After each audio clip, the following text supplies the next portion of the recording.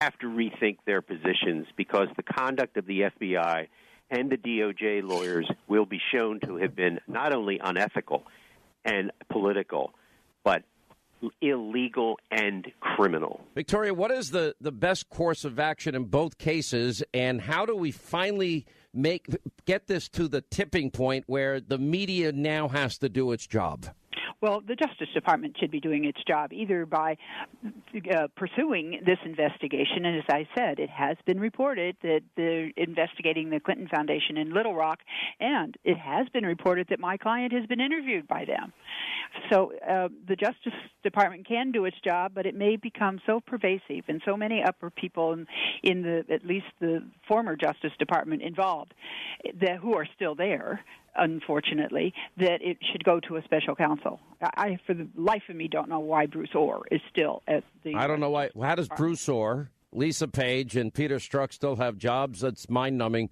Joe, look, you've been around Washington many, many years. You've seen many, many scandals. Is that the best way to handle it, a special counsel? As much as I hate to say it, I think the answer at this point is yes. I would have thought years ago that the Justice Department could handle this. But we've seen so many bad things about career people at the Justice Department that I'm just not sure. And I don't have a lot of confidence in Rod Rosenstein that he's even going to do anything. I mean, this is just the way they have publicly dealt with this, which has been a rope-a-dope defensive posture to protect the department and the FBI, doesn't make any sense when you weren't there when all this went down. Why have they gone to such lengths to protect all of these people, both political and career people? The public explanations that have been given by both Wray and Rosenstein are simply ridiculous. They don't match the type of dignity. Yeah, but you know the answer. Rod Rosenstein went into, after they waited a year for subpoenaed documents by the House Intel Committee, at the last minute, Rosenstein went into Ryan's office begging the Speaker not to allow these documents to go out. Now that they're out, we know why he didn't want them out. Well, did you see any sources or methods in them? And why? No, only in the Democratic 10-page response. And do you hear any protests? No, none. It's actually quite disturbing that the department has acted the way it has. When that letter was sent, when Nunes sent his letter and memo over, and the Assistant Attorney General for Legislation called that act reckless, I was appalled by that type of language coming from a Trump official in the Justice Department to a chairman of a House committee. Moreover, when the Democrats sent over their letter and memorandum, not a peep from that same Assistant Attorney General. Not a peep. I got to roll, guys. Great work by both of you. We'll continue to unpeel the layers of this onion. This has been a breakthrough week for both big issues here as we continue to follow these stories, these scandals day by day, and hopefully we'll get to the truth at some point. All right, Joe DeGeneva, Victoria Tunsing, have a good weekend. Quick break, right back, we'll continue. All right, News Roundup, Information Overload Hour. As we go through the week's news, let's start with the absolute apoplectic media meltdown over the idea that Donald Trump wanted to have a military parade. Now, keep in mind, we honor actors and actresses and musicians, and, they're always having these self-congratulatory, pat themselves on the back, aren't they holier than thou award ceremonies. So the president said, well, let's honor the military, without which we wouldn't have the freedom to pursue anything else in this country. Anyway, here, listen to your left-wing media. That's right. Trump wants a military parade. So you're just going full dictator now. Just wasn't enough. I guess he wants his toy soldiers to march in front of him in line in lockstep. Talking about the cost of this parade and where there would be tanks, right? And would there be nuclear weapons like some countries? I mean, would it simply be whatever President Trump wants it to be? Some said it would put us in the same category as folks like Russia and North Korean leaders, where they love a military parade. The idea that we have to look like Red Square is just absurd. Maybe the answer, Joe, is to just get Donald Trump a military uniform with epaulets on the shoulders and give him some salad dressing to put on the left lapel and let him march around and pretend to be General Patton. We don't have these sort of Kremlin-style military parades in Washington. It's all about Donald Trump's insecurity. It's about his desire to show that he has a bigger missile than Kim Jong-un. We're getting more North Korean every day in this country. I mean, yesterday the president says people who don't cheer are un-American and treasonous. And today we're going to start having big parades with tanks and missiles. People have to decide whether they want to have that kind of country. I mean, we have a country where we celebrate our troops, as Barbara said, when they come home from battle in Lower Manhattan, and we throw ticker tape. But the idea in peacetime, simply to have tanks roll through the streets of Washington, that's, to use a phrase that the president likes to use, in my experience, that's un-American. And one of the reasons we don't tend to have those military parades in America is just the sense that being the power that we are, we don't need to show off our military might like countries like North Korea or Russia might need to. Unusual marching orders from President Trump to the Pentagon. He wants a massive parade to highlight the country's military strength. The idea not sitting well with some Democrats. I was stunned by it, to be quite honest. I mean, we have a Napoleon in the making here. For the most part, U.S. presidents have avoided displays of military power that are often associated with the former Soviet Union's Red Square celebrations. Pretty unbelievable to me. Oh, sorry, we can spend plenty of time asking people, well, what are you wearing at the Golden Globes? What will you be wearing at the MTV Movie Awards? What are you wearing? What is the dress? What is the gown? What jewelry have you borrowed from who? Blah, blah. Oh, what is that tux from? Is it a designer tux? It's nauseating watching all these shows. Anyway, here in our News Roundup Information Overload, Jonathan Gillum, author of the newly released book Sheep No More, Dan Bongino, former Secret Service agent, NYPD, and a contributing editor at Conservative Review. Dan, I look at all this and I'm thinking, okay, we have award ceremonies for everybody except the people without which we wouldn't be able to have award ceremonies. So let's have a parade. Yeah, I mean, the left loves gatherings as long as you're wearing a hat that mimics female genitalia. And if you're screaming at a rally, pigs in a blanket, fry them like bacon, or what do we want, dead cops? Hey, you're golden. The left will celebrate those kind of rallies. But God forbid you have some kind of a rally or a parade that actually celebrates our military. But, Sean, this is the beauty of what Trump does, right? He puts out a position about this military parade. Whether he's serious about it or not, I don't know. I couldn't tell you. But the beauty of it is he forces the left to show their butts.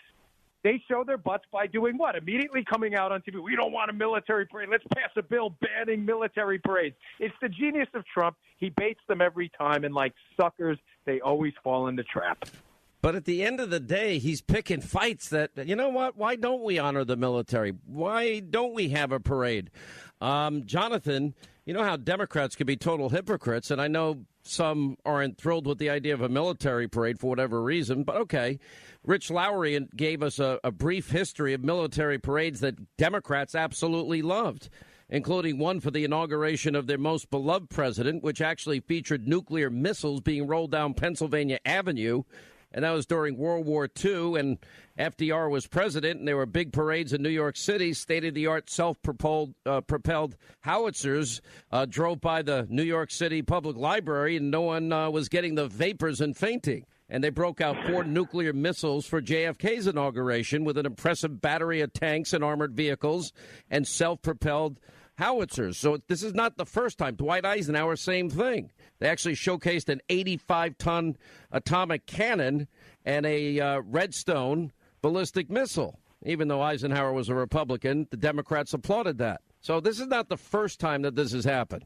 No, and you got guys like Chuck Schumer, saying what he does every time, and then going anything opposite of Trump, that's what he's going to say. But yet, I think it was like 10 years ago, he was advocating for a ticker tape parade down the Wall Street Canyon down there in New York City. I mean, look, Sean, here's the deal. Do I think a parade for the military is needed or something that I would want if I was in the military? No, I don't. But I know the president's heart is in the right place when he does these things. And that's what's interesting is that I can give you, 5 good reasons why I don't think that we should have a parade. I mean, I could say 5 good reasons why we should, but I think I could give you good reasons why you shouldn't, because I've been in the military, as Dan could, as anybody who's been in the military could give you reasons for it or against it. But when we hear The president's reason why he wants it, it's a just reason. It's because he cares about the military. It's not because he's a dictator. But when we look at why the Democrats don't want it, it's just simply because Trump wants it. That's the only reason why they don't want it. Yeah, but, I think that's obviously very true. You got the Alliance of Women Film Journalists EDA Awards. You got the American Film Institute Awards. You got the Dorian Awards. You got the Razzies. You got the National Society of Film Critics Awards, the National Board of Review Awards, the AVN Awards, the Critics' Choice Awards, the Daytime Emmys, the Directors Guild Awards, Independent Spirit Awards, Producers Guild Awards, the SAG, Screen Actors Guild Awards, the Emmys, the Golden Globes, the Oscars, the Tonys, the Writers Guild Awards, and then the ACM Awards, the American Music Awards, the Billboard Latin Music Awards, the Billboard Music Awards, the CMA Awards, the Latin Grammys, MTV Video Music Awards, the Grammys. I mean, and I can go on here. And this is, we've done it historically, and I don't think that we give the military that gives us the right to do everything we do every day. And the fact that people go ballistic over it is just, and where is our level of importance? Well, I'm sorry if I know that people in Hollywood get paid more, Dan, but not necessarily deserve more.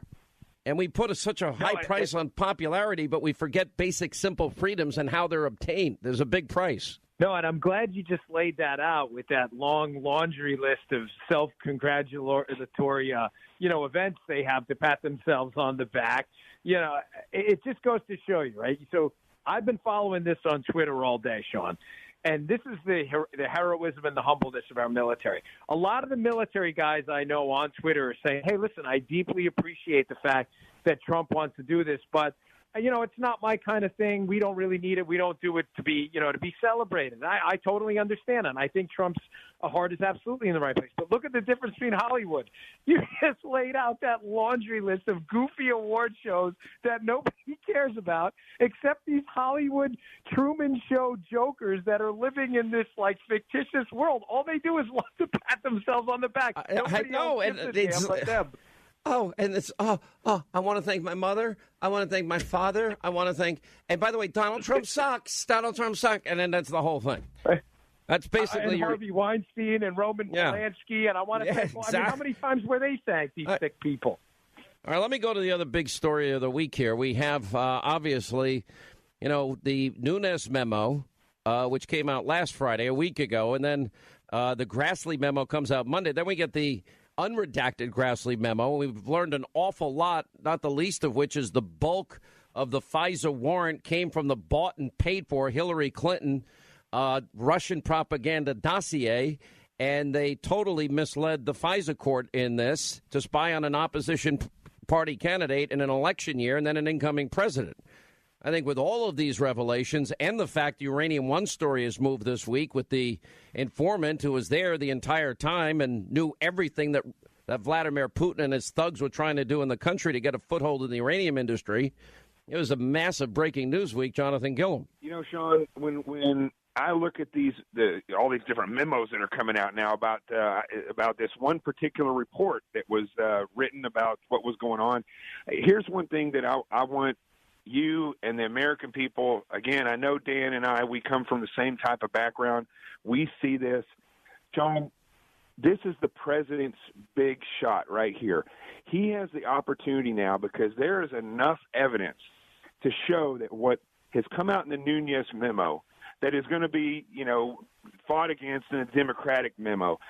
It's the same tactics by the same level of people that has been used in the IRS when they lost their emails, when Lois Lerner and all them were going after conservatives.